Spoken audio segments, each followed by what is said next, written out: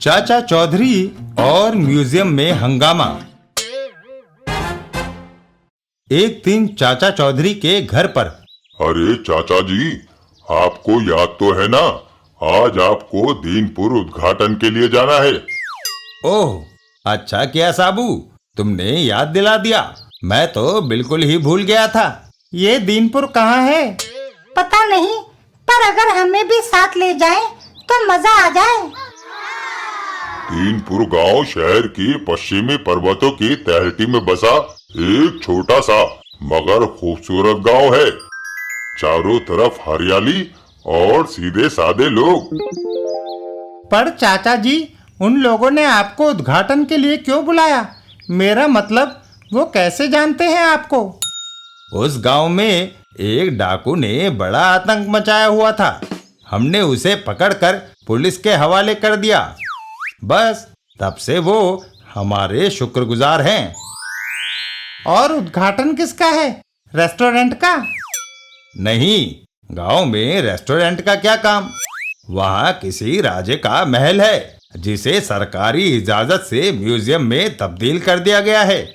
उसी का उद्घाटन है। ओह, बोरिंग ट्रिप। चाचा जी, हम भी चलेंगे। ठीक है, 10 मिनट्स में निकलेंगे। तैयार हो जाओ। 10 मिनट्स के बाद। अच्छा रॉकेट, हम चलते हैं। कल वापस आएंगे। किचन में दूध ब्रेड रखी है, खा लेना और घर का ख्याल रखना। बाय। और वो निकल पड़े दीनपुर गांव की तरफ। वाह चाचा जी, आज मौसम भी सुहावना है। 3 घंटे बाद धूल उड़ने लगी है। लगता है हम लोग गांव से ज्यादा दूर नहीं। गांव सामने ही है चाचा जी, मुझे दिख रहा है। गांव पहुंचकर। नमस्कार चाचा जी, सफर में आप लोगों को कोई दिक्कत तो नहीं आई? नहीं मुखिया जी, उम्मीद है हमें देर नहीं हुई। नहीं चाचा जी, आप लोग बिल्कुल सही समय पर हैं। आइए चलें। म्यूजियम का उद्घाटन पार्टी। वाह, ये हुई ना कुछ बात। हैं? इतने बड़े समोसे, कचौड़ी और मिठाइयाँ। वो गांव वालों ने साबू के लिए स्पेशल ऑर्डर पे बनवाए हैं। वाह, क्या स्वाद समोसे, कचौड़ी और मिठाई है। ये सब खालिस देसी घी की हैं। सब शुद्ध, कोई मिलावट नहीं। चाय भी लाजवाब है। साबू, कैसा लगा नाश्ता साबू? बहुत उम्दा चाचा जी, और कचौड़ी के तो क्या कहने, मजा आ गया। वाह। नाश्ते के बाद मुखिया जी, क्यों ना अब म्यूजियम देख लिया जाए? क्यों नहीं? आप सब मेरे साथ आइए। आओ बच्चों। साबू, दीनपुर म्यूजियम। जितना बड़ा म्यूजियम का दरवाजा है, उससे भी कहीं ज्यादा बड़ा और ऊंचा ये अंदर से है। सो साबू भी इसके अंदर इत्मीनान से घूम सकता है। हाँ, ये वाकई बहुत सुकून वाली बात है। यह महल यहाँ के राजा सुजान सिंह ने लगभग 500 साल पहले बनवाया था। अंतिम राजा मान सिंह निसंतान थे, अतः उन्होंने ये महल गांव को दान कर दिया ताकि यहाँ म्यूजियम बन सके। इससे गांव में रोजगार बढ़ेगा, पर्यटन को बढ़ावा मिलेगा तथा गांव की तरक्की होगी। यहाँ से होने वाली कमाई को गांव के स्कूल, कॉलेज, अस्पताल इत्यादि खोलने में इस्तेमाल किया जाए, ऐसी राजा मानसिंह की इच्छा थी। राजघराने के समस्त प्रमुख व अन्य धरोहर यहाँ प्रदर्शन हेतु रखी गई हैं, जिनके साथ उनका इतिहास भी दर्ज है।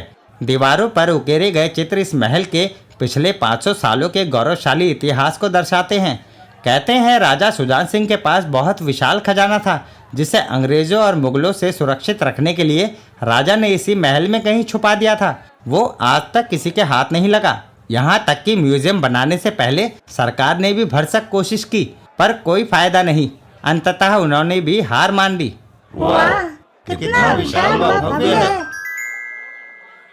उस चित्र का क्या इतिहास है? कहते हैं लगभग 1000 साल पहले यहाँ के राजा उदयवीर सिंह, जो भगवान शिव के अनन्य भक्त थे, ने महल के आंगन में एक तालाब बनवाया था, जिसका रास्ता पाताल लोक में खुलता था। उसी रास्ते से एक दैत्य राज्य में तबाही मचाने लगा। तब राजा ने किसी प्रकार उसे काबू कर वापस पाताल भेजा और उस तालाब का मुंह एक विशाल पत्थर से ढकवा दिया। ऐसा भी कहते हैं कि वह विशाल खजाना दैत्य ने ही राजा को दिया था। ओह, पूरा म्यूजियम देखने के बाद? यही तालाब है वो जिसके बारे में मैं कह रहा था। पर तुम तो कह रहे थे कि ये बंद है। सरकार ऐसे अंधविश्वासों में यकीन नहीं करती, अतः उन्होंने इसे खुलवा दिया। देखो बिल्लू, कितने बड़े कमल। हाँ साबू, मैंने कभी इतने बड़े फूल नहीं देखे। मैंने भी। म्यूजियम से बाहर आकर वो सामने क्या है? वो रानी रूप कंवर आर्ट गैलरी है जो राजा सुजान सिंह ने उनकी याद में बनवाई थी। अच्छा, वो जगह पब्लिक के लिए खोल दी है? नहीं, अभी सरकारी आदमी वहाँ काम कर रहे हैं, कल खुलेगा। बच्चे और साबू तो गांव घूमने गए हैं, तब तक क्यों ना वो आर्ट गैलरी देख ली जाए। हाँ हाँ, क्यों नहीं, आइए। आर्ट गैलरी के अंदर। चाचा जी, ये चरणदास जी हैं, यहाँ के मुख्य निरीक्षक। कहिए चरणदास जी, सफलता मिली? अब आपसे क्या छुपाना चाचा जी, पूरा महल छानने के बाद यही अंतिम जगह है, पर यहाँ भी कुछ भी नहीं है। यदि खजाना मिल जाता है तो उसका क्या किया जाएगा निरीक्षक साहब? उसमें से टैक्स काट कर दीनपुर वेलफेयर एसोसिएशन के अकाउंट में जमा किया जाएगा तथा 0.05% हर गांव वाले के पर्सनल अकाउंट में डाला जाएगा, ताकि गांव वालों के आर्थिक हालातों में सुधार हो, और खजाना ढूंढने वाले को भी 2% दिया जाएगा। पर मुझे तो खजाना सिर्फ अफवाह ही लगता है। आर्ट गैलरी से बाहर आकर मुझे भी खजाने वाली बात अब एक अफवाह ही लगने लगी है चाचा जी। अरे, आप क्यों रुक गए? इस पत्थर पर लिखी इबारत पढ़ रहा हूँ। लिखा है, रानी रूप कंवर एक अद्भुत कलाकार थी। ये गैलरी उनकी कलाकृतियों का छोटा सा संग्रह है। आशा है प्रजा इस खजाने से लाभ प्राप्त करेगी। राजा सुजान सिंह। साथ में काफी चित्र भी पत्थरों पर बने हुए हैं। इस इबारत को गैलरी की एंट्री पे होना चाहिए। इतनी दूर क्यों? इस आर्ट गैलरी का इतिहास क्या है मुखिया जी? कहते हैं राजा सुजान सिंह ने अपनी रानी रूप कंवर की याद में इसे स्वयं अपने कुछ सैनिकों के साथ मिलकर बनवाया था। वह खुद एक कुशल आर्किटेक्ट थे। इसे बनवाने के बाद राजा को तुरंत अपने सैनिकों के साथ मुगलों से युद्ध करने जाना पड़ा, जहां अपने सैनिकों सहित वह वीर गति को प्राप्त हुए। मुगल सेना ने जब नगर में घुसकर तबाही मचाई तो राजा सुजान सिंह के पुत्र ध्यान सिंह ने मुगलों से हार स्वीकार कर उनके अधीन होकर यहाँ का शासन संभाला। ओह, क्या मुगलों ने ये खजाना ढूंढने की कोशिश नहीं की थी? बहुत की, और राजा ध्यान सिंह ने भी उनकी पूरी मदद की, पर अंत में वे हार मानकर चले गए। मुखिया जी, चरणदास जी से कहिए कि वह तुरंत आर्ट गैलरी को खाली कर दें और उसका सारा कीमती सामान बाहर निकाल लें। खजाना मिल गया है।